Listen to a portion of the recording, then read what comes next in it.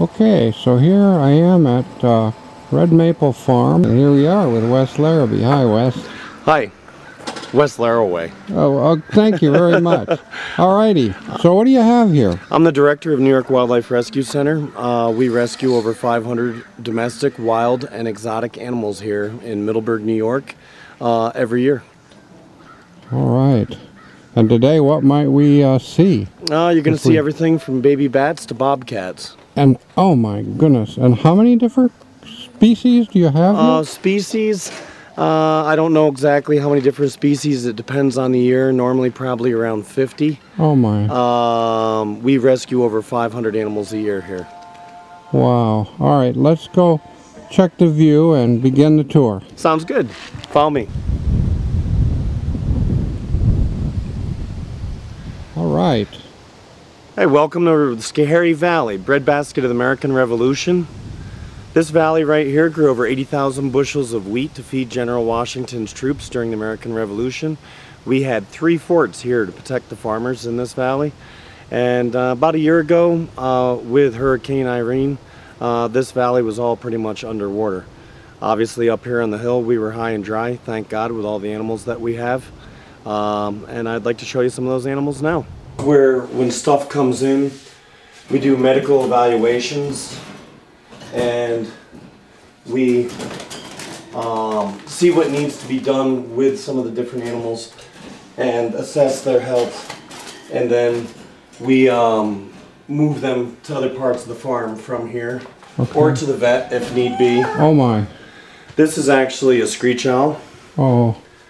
This is a full-grown bird. This bird actually came in, a woman had hit him with her car, and he was pretty messed up, but he's coming around pretty well.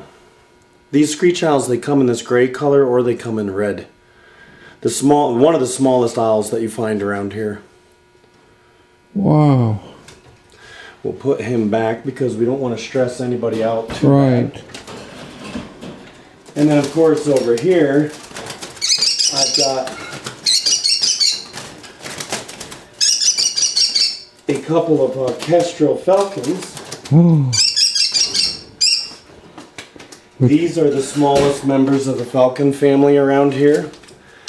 These birds are cavity nesters. They actually go all the way to Central America to nest in the wintertime because everything that they eat would be under the snow and it'd be pretty hard for them to stay here year round. This is a female.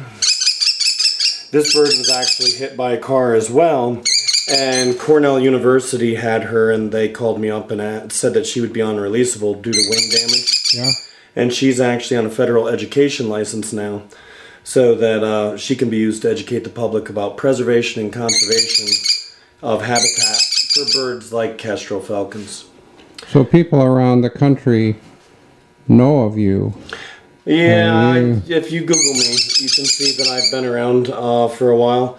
And actually, animal rescue groups and preservation and conservation groups all know who I am. I just did a show a couple weeks ago where Jim Fowler of Mutual of Omaha's Wild Kingdom was a presenter after me. In here, I have some baby bats that I've been working on. And we feed them every 2 to 3 hours, and we do quite a few baby bats. We're one of the few facilities in New York State that does quite a bit of RVS, or rabies vector species, which is a special license in order to do. And I think baby bats are the neatest thing ever. Well, it's just amazing. Just seeing this baby bat, it's just and they come amazing. In, they're about the size of a thumbnail.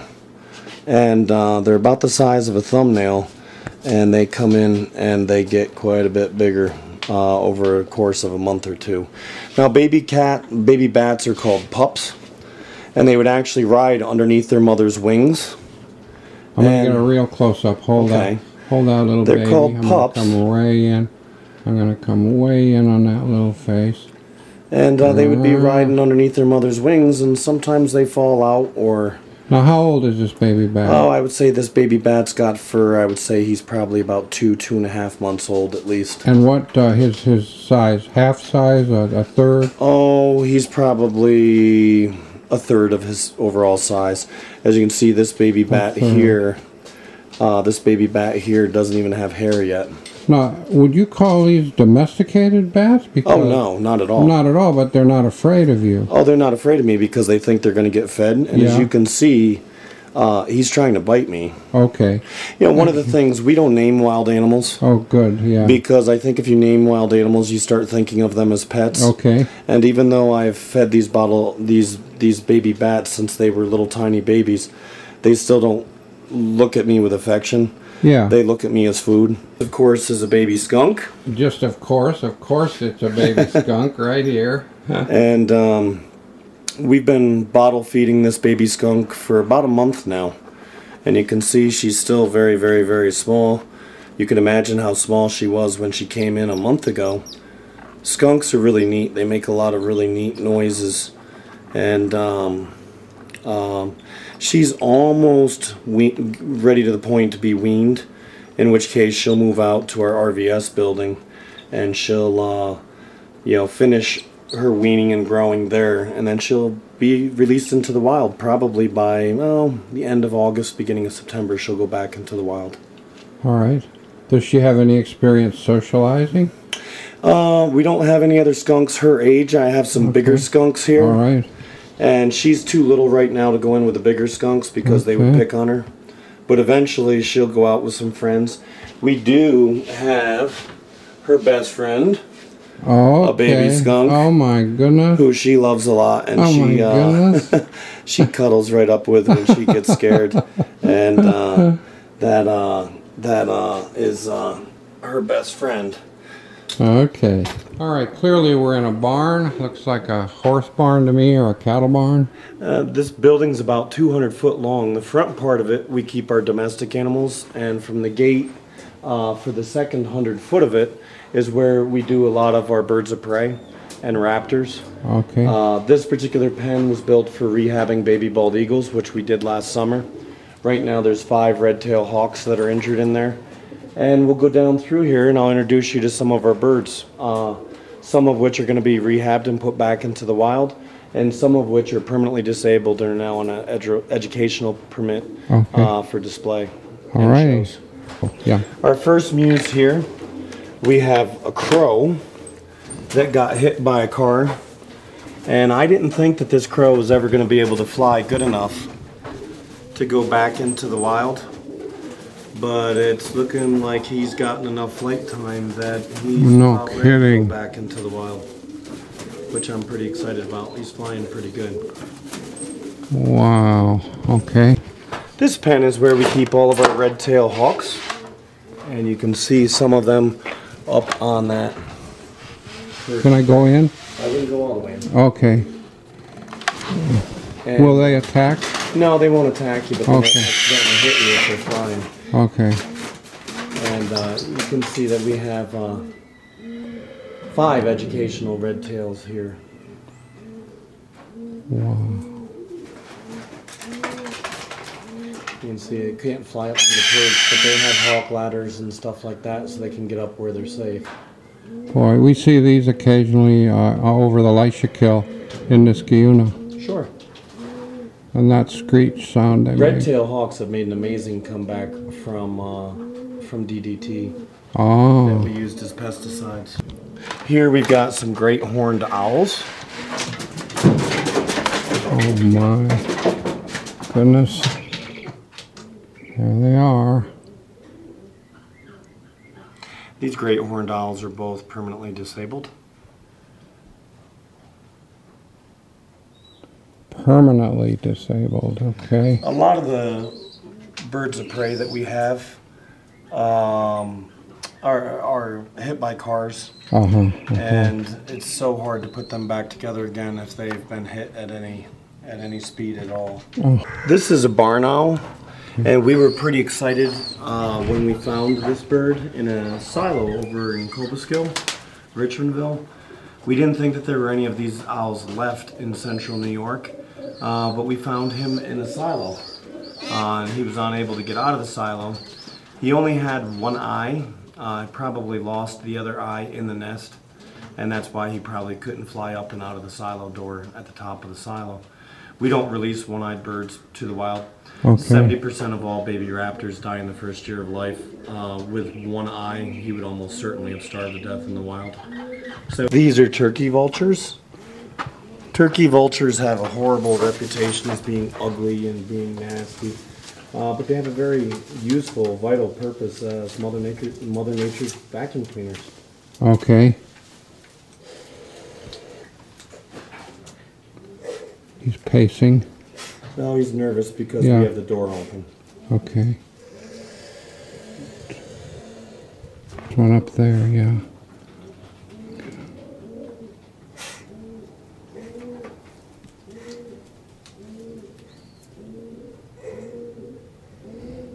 Okay, these are barred owls,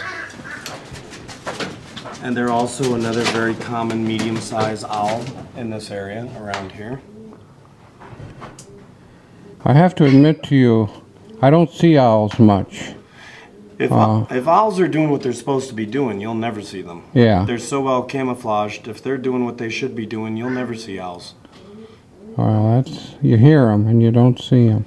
Yep, that's good. What a beautiful face. Beautiful eyes, markings. All right. In here we have two different types of gulls. A lot of people call them seagulls, but there is actually no such thing as a seagull. There's over 25 different types of gulls, and these are two that you would find around here, Port of Albany, or along the Mohawk. We have a herring gull and a ring-billed gull, and both of these gulls were also hit by cars.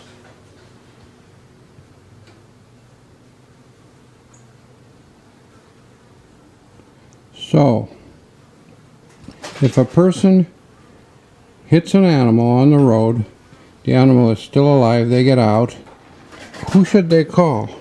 Call The police first? Well, yeah, or the Department of Environmental Conservation, local law enforcement, or, depending upon what kind of animal it is, a New York State DEC licensed wildlife rehabilitator like myself. Okay. This is a Cooper's hawk. This is the hawk that you see a lot around bird feeders. They got to eat too. Okay. This particular bird, once again, was hit by a car.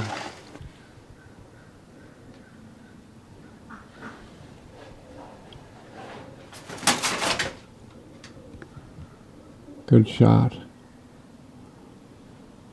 What's this bird called again? This is a Cooper's hawk. A Cooper's hawk. This is one of the stinkiest babies that we have on the whole farm, and I'm not talking about skunks. This actually came in as a baby river otter. It's not a baby river otter. It's actually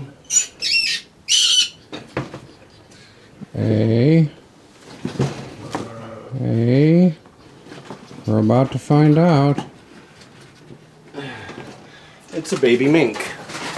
A baby mink. Baby mink smell horrible.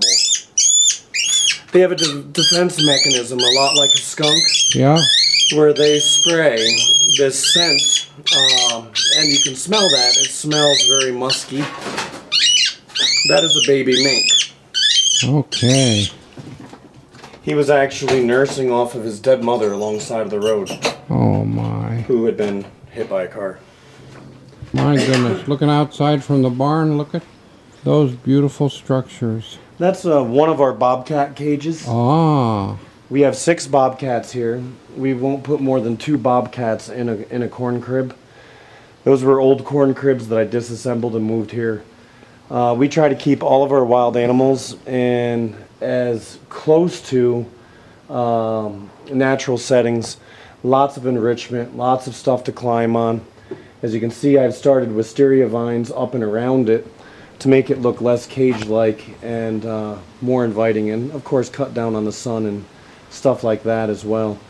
The log was interesting. The log is hollow. There's 2 bobcats sleeping inside of it right now. But I think we have another corn crib on the other side of the barn here that we can go check out where you can see bobcats easier. Okay. Before we look at the bobcats, I want to go over here on the other side of this red building, and I want to get a shot of some of the baby foxes that we've done this year. But they're so secretive that if they hear us, they'll run right inside of a big hollow log I have in there, and it'll be very tough to get a camera shot. Okay. So we'll be really quiet when we sneak over there, see if we can get a picture of them, and then we'll come back and look at the bobcats. All right, here we go. See if we can catch them. Okay.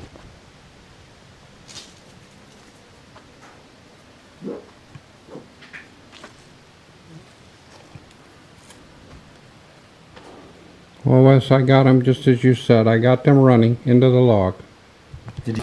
This particular bobcat came out of a zoo that just went out of business, and she had nowhere else to really go, so she came here. There's 2 bobcats in this particular pen. This used to actually be my fox pen. The next corn crib over, you can see we have another bobcat laying by the water tub. And she came from Montana, and she was brought to New York illegally as a pet. The other bobcat that was in there was born in the state of Florida and brought to New York illegally as a pet. So these 4 cats were either in the exotic animal trade or at roadside zoos, and the other 2 bobcats that are in the other pen were actually, you guessed it probably, hit by cars and are permanently disabled. And that's why they're here. In the whole capital region of New York, are there any bobcats in the wild? Definitely. I've seen 2 in the wild. Around here, there's a bobcat every 5 to 10 miles, but they're so secretive and they're so elusive that the average person will probably never see one in the wild in their lifetime. But they're all over around here. What's their main source of food in the wild? Squirrels, rabbits, mice. Okay. No one has ever been killed by a bobcat. Okay. And no one has ever been killed by a bobcat. And they're vital to the ecosystem for keeping the squirrels, rabbits, and stuff like that down. You know, this particular cat is one of my favorite cats. This cat was taken out of the exotic pet trade. She was born in Montana and brought to New York illegally as a pet. The woman was letting her run in and out of her house and run loose, and she was going to the neighbor's house to try to kill his chickens and geese. Oh my. I actually had a news reporter from a Syracuse news station call me and ask if I could come and catch her, and I said, well, yeah, if I can find her, but I'm not going to drive out there to look for her because a bobcat could be sitting 4 foot away from us right now, Yeah. and we would never even see it. So the woman that had this cat illegally as a pet was eventually found out, and she got a whole handful of tickets and a 30-day to comply ticket saying that she needed to find a place to take her bobcat in 30 days or the cat was going to be euthanized. And you were the place. And nobody wanted the cat, and in a lot of the zoos, they're so territorial that you can't put a lot of bobcats together, and after you have 1 or 2, isn't that great? Did you catch that? Oh man, just graceful, just graceful. And she's declawed. And you saw the way that she just bounced up through the jungle gym with no claws whatsoever. Just. So she'll stay with me for the rest of her life. If she was released into the wild with no claws, she would starve to death. As a pounce hunter, they pounce on their prey, and with no toenails to grab a hold of it, she would surely die. What a spot.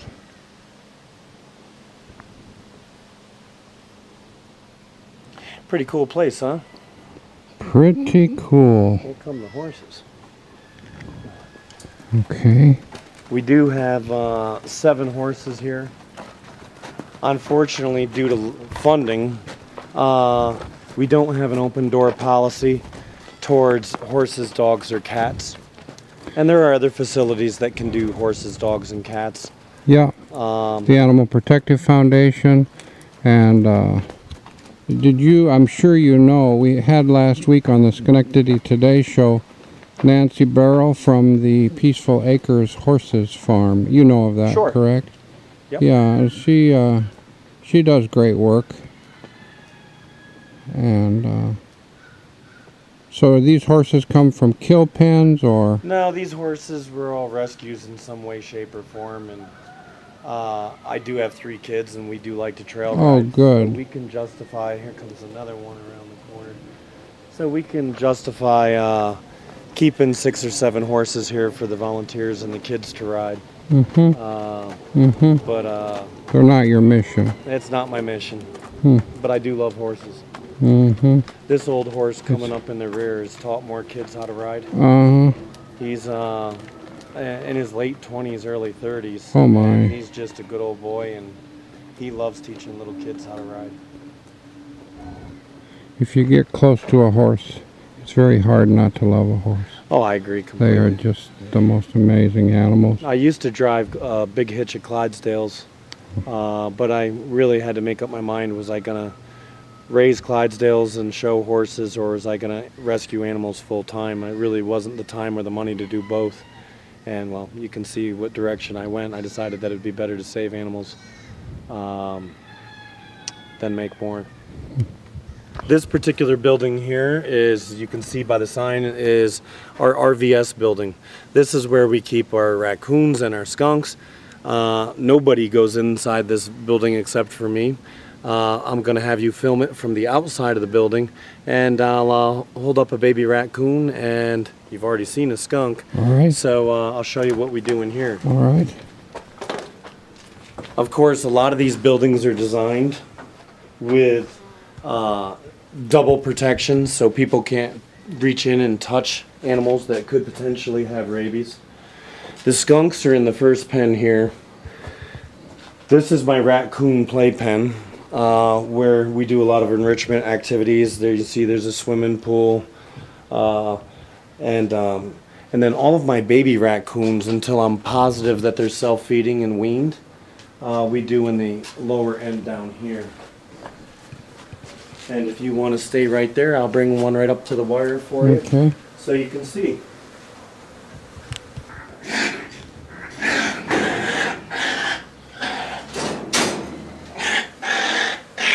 Baby raccoons, typically once they're scared, they cover up their eyes. They figure, if I can't see you, you can't hurt me.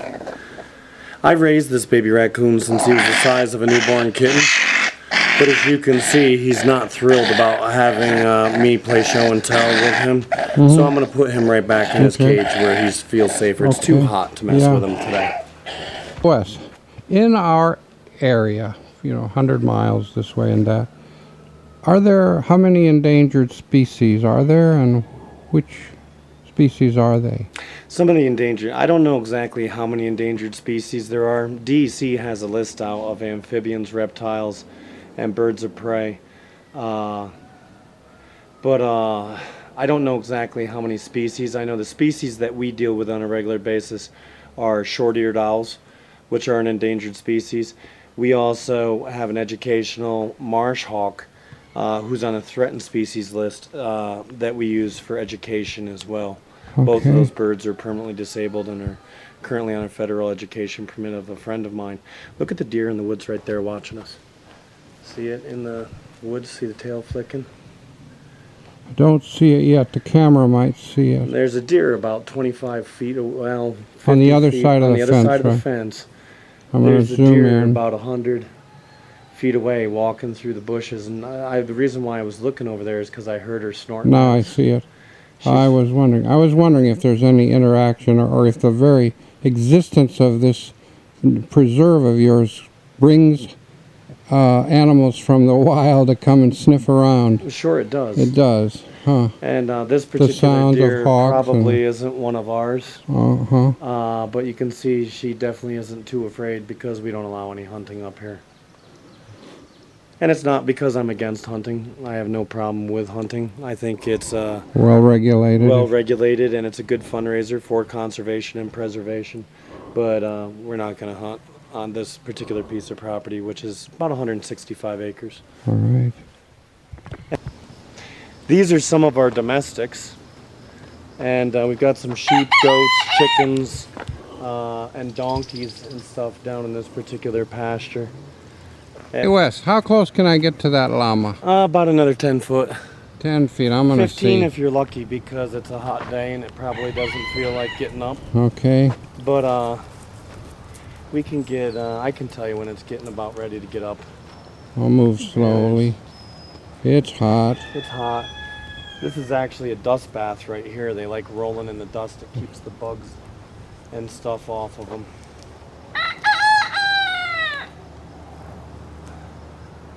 He must be out here to take I tell you what, this is close enough. I'm going to let him rest, her, him. He's got a great view where he's taking his little dirt bath. Yeah. Roman's nose. We put in 5 ponds last year. I see a tail flying out of this shed, which looks like it's either a donkey or a cow. Okay. Couldn't tell. Small cow is a miniature zebu. Okay. That's a full-grown cow. What, the little one? The little one is a full-grown cow. She came out of a zoo-type situation, and the big cow is a brown Swiss, and that was a horrible abuse case that I was on. And that cow was so sick that I didn't think it was going to live. And she was in a 10-foot by 10-foot pen with, well, there were 3 of them that size in there, in a 10-foot by 10-foot pen.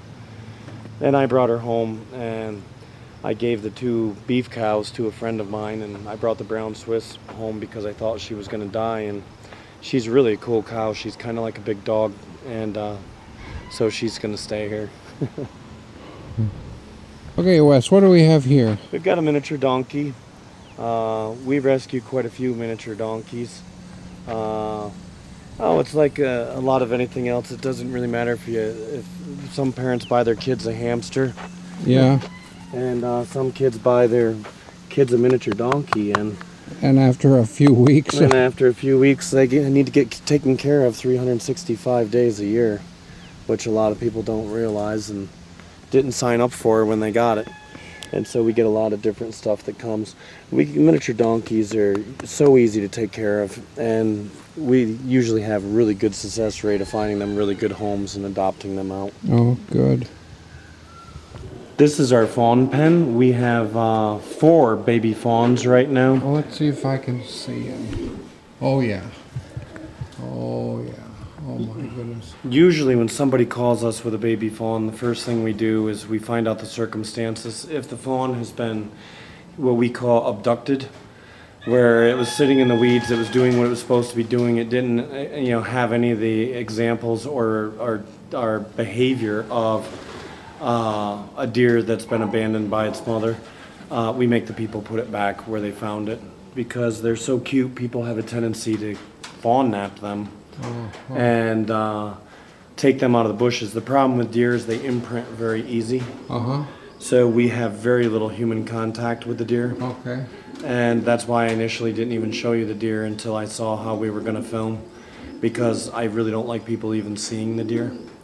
We feed them once they learn how to eat out of a bottle. We put the bottles in a rack. We don't even hand feed them, because once they imprint, they'll never be able to be released back into the wild. So we work really hard to make sure that our deer don't get desensitized or imprint on humans. Very good. Oh, the little face is just, well, we're talking Bambi here. Oh, there's nothing cuter than a baby deer. No. But people can kill them with kindness if they don't leave them alone. Interesting. Well, Wes, we finished a beautiful tour. Let me ask you to end, but actually I'm going to say, let's say a teacher or a person, a student is watching this, and they want to come visit you. I know it's by appointment only. Where are you located? I'm located in Middleburgh, New York. We are open to Boy Scouts, Girl Scouts, group tours by appointment only. This time of year is hard to get a tour because we have so many wild animals that we're taking care of, and we don't like human contact, and with our feeding schedules it's really hard to arrange tours. You can look on our website. We do between 40 and 60 wildlife shows a year, and that's www.redmaplefarm.net, or you can type in New York Wildlife Rescue Center. I'm showing the telephone number. And you can see where we're going to be, and we do shows for different institutions and different places as well. We were just at the Maybe Farm last weekend building barn owl boxes with the 4-H kids, which was a lot of fun. Isn't the Maybe Farm great? Oh, I love it. And I'm noticing more and more activity coming out of there. I love it. It's a great beautiful place. New building they've built. Great place. Yeah. Just as cool as this place, in the beautiful Schoharie Valley. Thanks for coming out and seeing what we do today. Thank you. My pleasure.